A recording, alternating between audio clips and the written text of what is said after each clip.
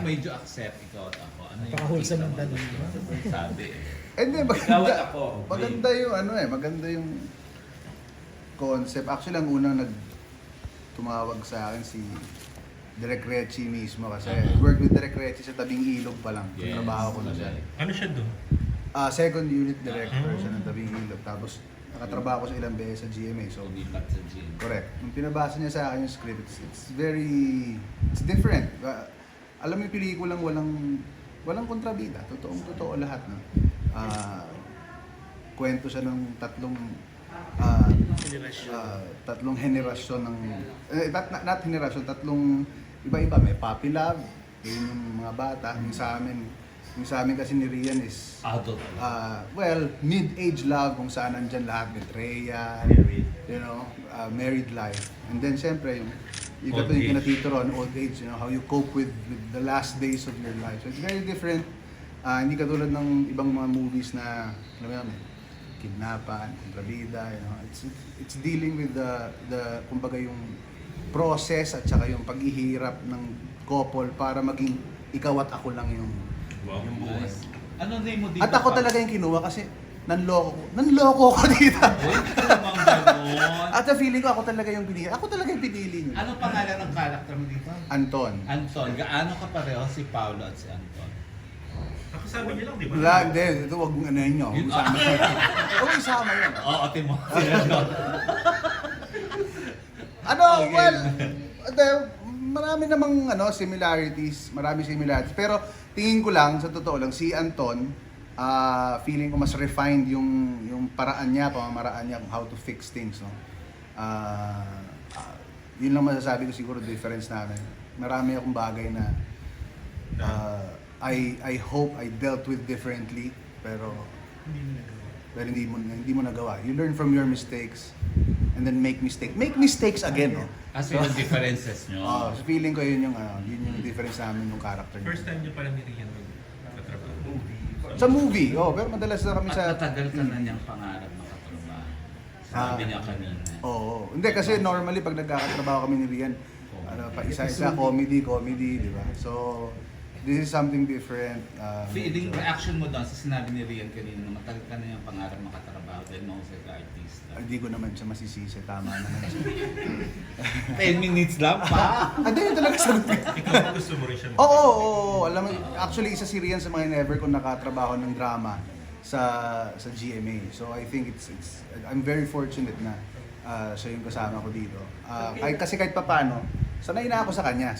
Pero sa drama hindi. Pero yung working attitude ni Rian gusto ko very, very magaan, very professional. So, Ba't kaya natagalan pa ako na magka-movie kayo together? Wala akong Wala kayong walang GMA. offer, walang... I think opportunity ang kulang sa amin sa GMA kasi normally kapag madalas naman kasi kontrabida ako, di ba, pagdating sa GMA, I do villain role. So yung straight drama, especially sa GMA, nauso yung action. So madalas doon ako napupunta sa action na kontrabida. So bibihira yung pagkakataon na makapag serye or na drama talaga. So ngayon, at least napagbigyan ako. Pao yung movie nyo niyan, ang ganda. Yung inyo ni Alessandra, ang ganda.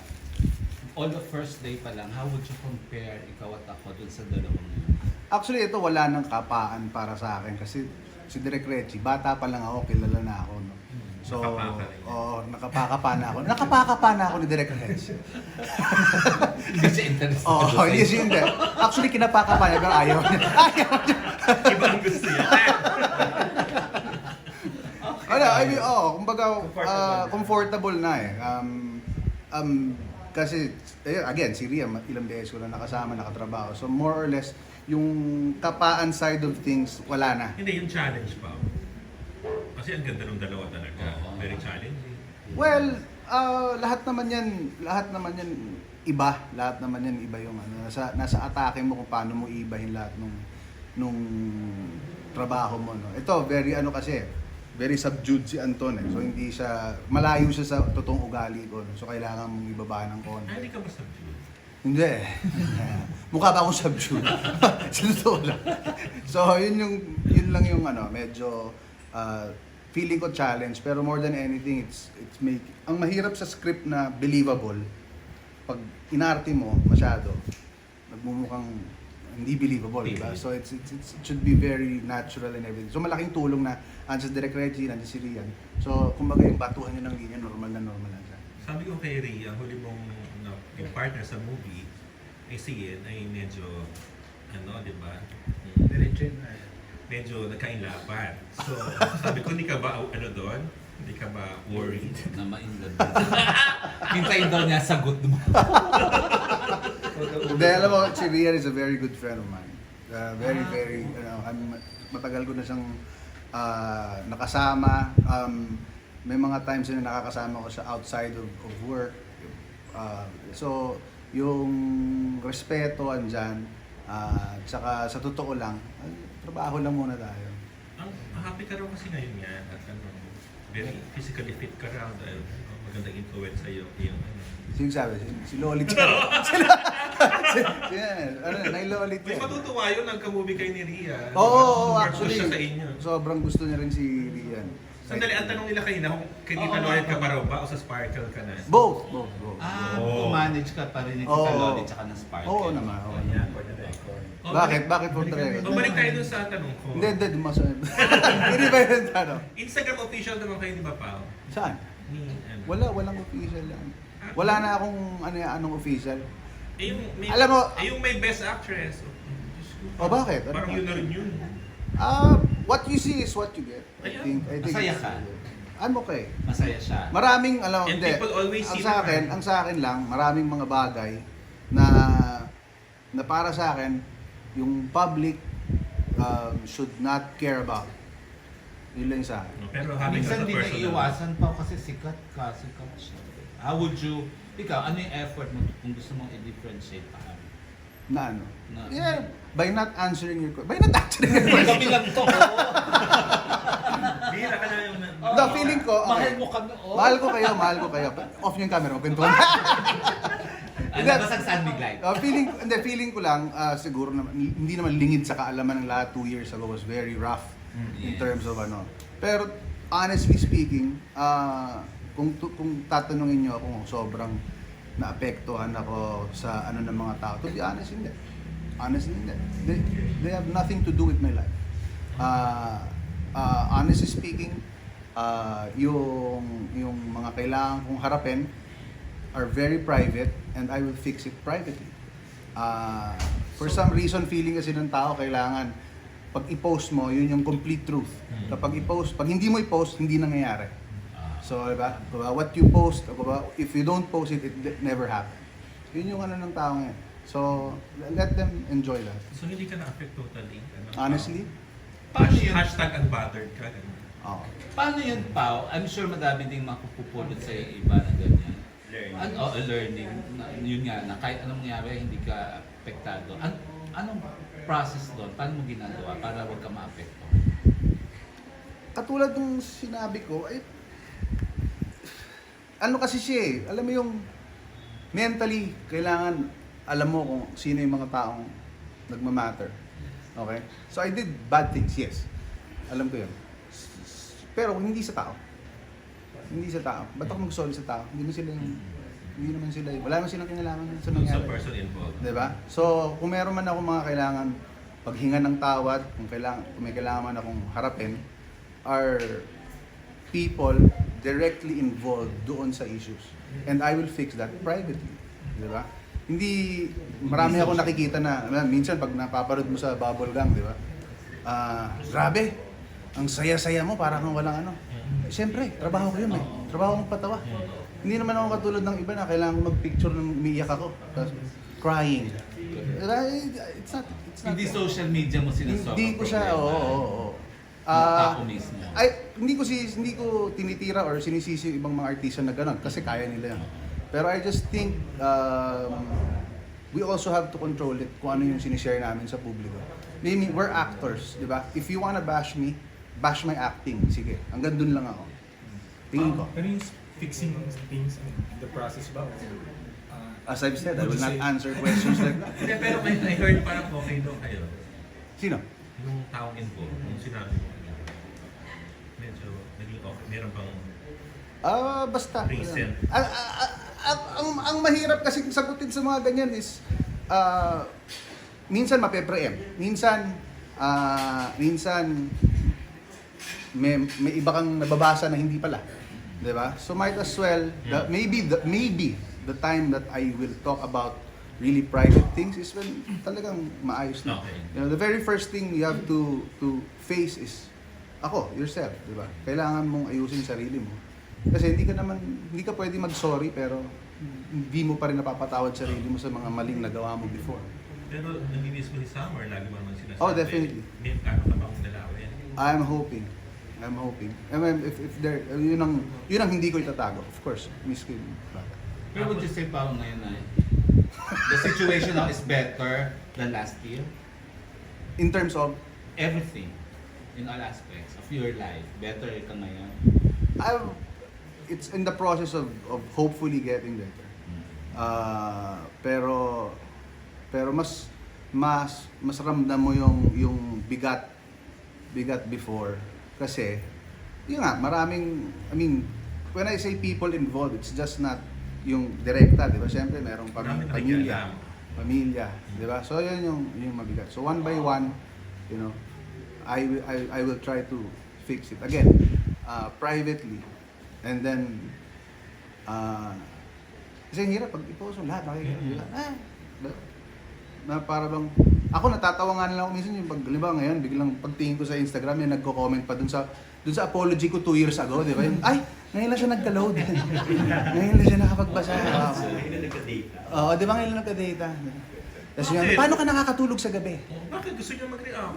Di ba? Pero after 2 years, di ba? Mas maraming kailangan mas maraming yung kailangan harapin. yung pagiging unaffected mo, unbothered, part ba doon yung kasi kasama mo nga yung taong meron kang support nung mahal mo? Hindi, walang, alam mo, hindi mo pwedeng iasa yung sarili mong mental health at pagiging okay sa ibang tao, di ba? You should be okay. Pero naniniwala ako na hindi lahat ng tao katulad ko. Kasi I've read the worst things. Worst. Talagang As in, yan. ba't buhay ka pa, mamatay ka na, alam mo yun? Walang any effect yun sa mental health mo pa. Wala. To be honest. Paano mo dinideflect? Paano nangyari yung... Ulitin ko, wala naman silang kinalaman. Meron nga isang nakakatawang kwento. Merong isang nag-comment before sa akin. Hayop ka. Nagbabubble gang ako. Pag nakita kita, sasapakin kita. Sabi sa akin. Sino yun? Kaya tuwing taping ng bubble gang, yung mga talent, sino sa inyo? Hindi wala, boss. I do. Yung So, feeling. after next taping, sino dito? Yung feeling So, pala. alam mo yun, alam mo yung mga tao, Mga walang mukha. no, yeah, exactly. Being anonymous, Pero diba? tao ka lang naman. Diba? Siyempre pag nakakabasa Alam ka mo, ng sakit, Hindi. Siyempre yung mga masasakit sa akin is when my mom talked to me. To be honest, when nailolit, kaya nga nasama siya dun sa apology ko. Sa totoo lang before, di ba? Kasi naawa ako kay nanay. Kasi si nanay, Lolit, isa siya sa mga tinira dahil pinoprotektahan niya ako. So, nay, wag na, okay ako. Wag mo nang ano yan. Yun yung masakit sa akin. Yung nasaktan ko yung mga taong mahal ko. Yan, my brother, even my sister-in-law. Yan yung mga naapektuhan sa mga nangyaring masama sa akin. Pero other than that, honestly, and ulitin ko, hindi to normal. I mean, kung mahina kang tao, kung mahina ang loob mo, you will get very affected and diba? exactly. Hindi ko masisisi pag may iba na So aminado ka hindi ka normal. baka eh. Hindi ako feeling ko lang, alam ko yung na maaga kong at saka yung siguro yung support group ko during that time. Kasi for some reason, 'di ba, yung mga tao, yung mga kaibigan mo dapat hindi ka tinutolerate. Hindi naman eh. Napagalitan ako ng mga totoong tao na concern ko. Pero after that, of course they know that they have to support me kahit papaano, 'di ba? So, naging malakas din yung support group ko. Tapos minsan, in-off ko yung mga comment. Pero minsan pag trip ko lang, nagbabasa, medyo nakakatawa siya. Kasi hindi mo alam kung saan galing yung hate eh. Hindi mo alam kung saan So galing you yung think that's a good thing na unaffected ka? I think, to be honest. Kasi hindi naman mababago yung nangyari kung magalit sa akin tao.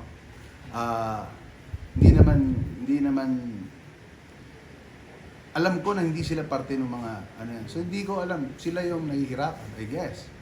Feeling ko rin naman, pag-comment naman ng mga yan. Hindi naman sila kilala. Yun na nga eh. Wala sa Ito nga, pero yung nakakatawa. Joke to guys, baka mamaya ano. Meron, yung isang araw, ano yung GMA eh, nag-post eh. Pero yung pinost sila, black and white. Congratulations, Paolo Conte. So mukha ako namatay, di ba? Oo, na sparkle. Wow, ako naman. So yung isang yung isa doon natuwa. Ha, sayang natuwa pa naman ako. Nakakala niya patay ako. Akala niya so, bituan. oo, di ba? So, ang sa loob-loob ko, so, yung kung may masama man akong ginawa at napunta ako sa impyerno, makikita rin kita eh. Kasi masama rin yung comment mo eh. Okay, ganun din yun. nabanggit mo yung ano kayo na, tabing ilog. Totoo ba yung meron kayong reunion na Di ba pinapala? pinaplano nyo yun? Kayo ni Nag-chat pa kayo ni Baron, di ba? Oo. Sana yung mga kasama mo ulit. Well, it's too early to say, pero merong inaayos. Pero hindi I doubt kung kakayanin yung buong ano, pero Meron kami na ni mga Baron plano. siguro. Ano, meron ba kayong plano? Sana. Bilang bumilib ka doon sa movie niya, di ba? Sana. Let's Ay, super last na lang. Ano yung just in mo with Alden? Ano yun? Ano yun, online Show show mo ko sa dati radio pa yun. sa ano yun, sa Sparkle na Oo, show yun. oo. During the pandemic ginawa ko yun. So ngayon season 4 na. So, ang first ngayon, guest mo si Alden. Sa season 4 si Al, tsaka face to face na lahat. Ah, Dati kasi okay. puro Zoom eh. Podcast mo yung sarili. Hindi, sa Sparkle yun, sa GM Pero Sparkle. ikaw yung host. Pero ako yung host, kami yung... First time mo yun, no? Well, yeah. So let's invite na Mag-invite ka na pa. Or ikaw at ako. Manood po sana... Wow! For the future use. Manood po sana kayo ng Ikaw at Ako kung gusto niyo po ng totoong kwento ng pag-ibig at kwento ng mga totoong tao na nag-iibigan at pinaglalaban ng kanilang pag-ibig. This is the movie for you.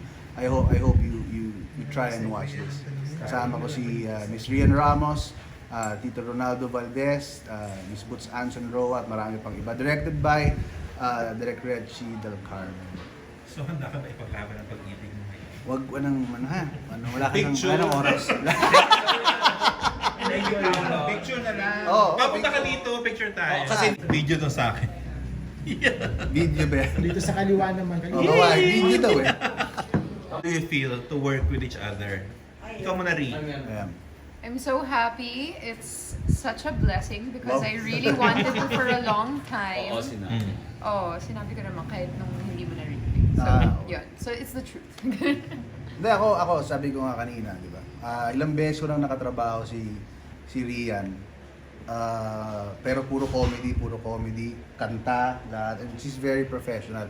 Meron akong isang time na nakatrabaho ka sa isang MPK na sobrang ikse, mga dalawang eksena lang yata ginawa natin dalawa. Tapos meron kang ginawa doon na parang galing. Nagbago buhay mo. Nagbago buhay ko. Nagbago buhay. I found it very, very professional. Kaya sabi ko, it's very good na first time na seryoso yung trabaho. Kaya pala nung sinabi, sino kasama mo? Yes, direct. Si Rhea. Okay. Kaya pala. At choice mo pala si Paulo, Reg. Actually, Ako talaga yung- tinanggihan ng 3 Ilog boys eh. Ako na lang natira.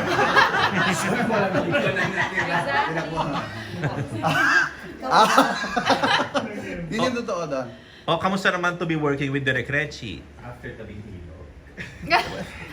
Grabe yung tabing ilog. Ang tanda talaga tabing ilog. Nakakatanda yung tabing ilog. Hindi, sabi ko nga sobrang saya nung na si Direk Reggie nagbipelikula na at ilang beses ko na siya nakatrabaho sa GMA. Hindi pa rin nagbago. Ang taas pa rin ng energy. Ganun pa rin. Di ba? Ha? Ganun. Pero dito seryoso siya, hindi to comedy. Ano to, mas Love seryoso. story. Oo. Ano seryoso yung kwento pero yung director mo nagpapatawa. Ang hirap. Ikaw rin, first time mo with Direk Reggie. Yes. And I'm happy also kasi, syempre nagkikita kami na sa isang station lang din kami. Mm-mm. And then nagkikita kami sa labas minsan, di ba? But I've been Kita mo, wanting gala to- ka rin eh. Wow. Okay. Direct. Yay. Picture. Thank you. Picture na po dito. Ito yung something eh. The most in-demand director. Masanay ka na kasi dito. Ayan. Nahiya daw si Madam eh. Ito po.